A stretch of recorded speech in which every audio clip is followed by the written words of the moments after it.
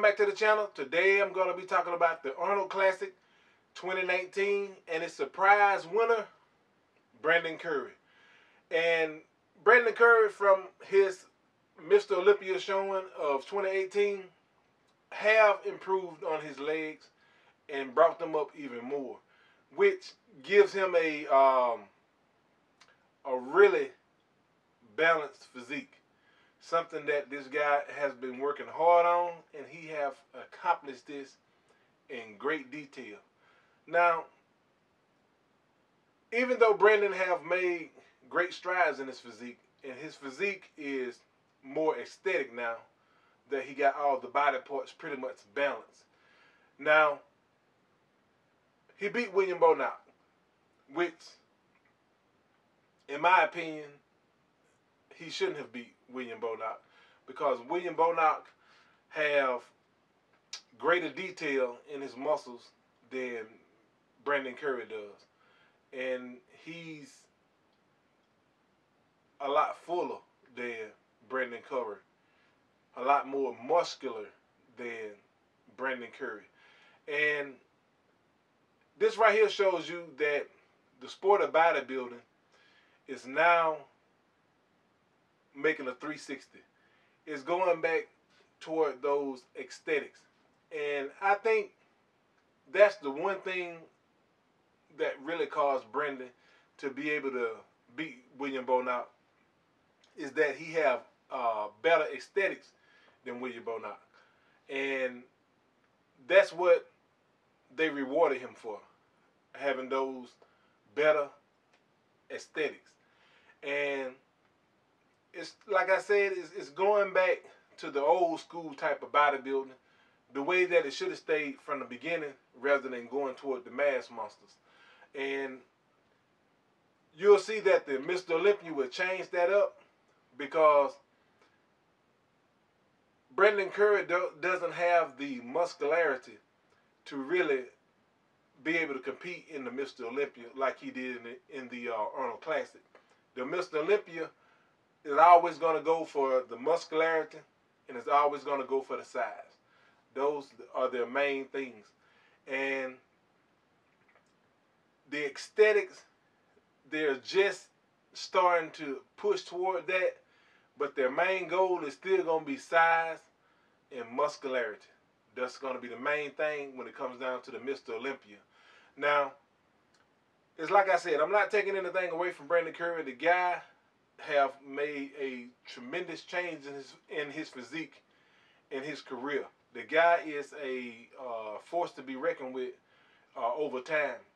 Once his body get that muscle maturity like William Bonac has.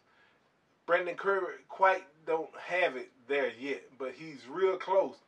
Now, if he can make the strides from the Olympia to the Arnold and improve like that, the way he have, then around about the Mr. Olympia, the guy should be pretty impressive. Look like they have a handle on his body and what it takes to make his body be more competitive. Now, you look at Rolly Winkler, like I said, you know, the guy fell off. He just, you know, he barely made it to the top 5. Which surprised me that he did make it to the top 5. It just wasn't enough quality bodybuilders that could actually push him out the top 5. But Rolly is still doing what Rolly do. Him and Big Raymond, like I always said, they are very wishy-washy. Cedric McMillan is the same way. Tremendous physique. And this guy shouldn't be getting beat by these other guys that have beat him. They just shouldn't beat him. But he's not able to bring his physique up to par with that Mr. Olympia caliber and maintain it. He's always halfway there, totally off. So, you know, I don't understand what it is with him. Perhaps he needs to work with someone that can kind of monitor him and watch him. Because that's the only thing that really has brought Brandon Curry up to the level that he is. You know, he have people watching him and training him.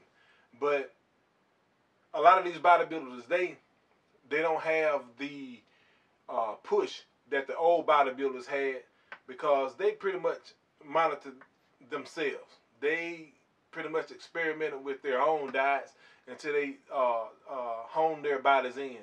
And Dorian Yates was one of the ones that really uh, did his own thing, learned his own body, took his own records, and actually took control of his own diet. You know, he's just one of the ones of many that did the exact same thing. So, but the thing about it is, today's bodybuilders, they pretty much have to have somebody that kind of hold their hand and pretty much tell them what to do, because in my opinion, they lack the discipline that the old school bodybuilders had, like Arnold and Sergio Oliva and the rest of them. They just had a natural discipline that today's bodybuilders don't have. So I'm shocked, really shocked. I'm not shocked that he's high up in the numbers as far as the Arnold is concerned, but I'm shocked that they placed him ahead of William Bonac, because he just don't have that that muscle quality that William Bonac have. He have better aesthetics, and again, I think that's what caused him to win, because he's right there with him, but he doesn't have quite the physique that William Bonac have, but he have those aesthetics over him. And that right there, I believe, was the deciding factor. That's why Brandon Curry is #1 at the 2019 Arnold Classic. So, you know, as this thing roll on, we'll see how things would change as the competitions move on. William Bonac, as we've seen of late, he normally falls off after the first Arnold, and he just kind of falls off a little bit, and not actually be the same. But this particular Arnold right here, this guy came in so crisp, and I'm pretty sure he's upset at the loss, because if it were me, I would be, you know, simply because, you know, I would have felt like that I had a little bit better of a package than that guy have, and they're pretty much rewarding him just basically on genetics. And, you know, but bodybuilding is subjective. Everybody got their own opinion as to what look good and what doesn't look good. And right now, they're going back to the old school way of thinking. Aesthetics, quality physique, tight waistlines, and that's where it's going. But anyway, that's what I want to talk to y'all about. If you haven't subscribed, subscribe to the channel. And again, I'll be talking to you later.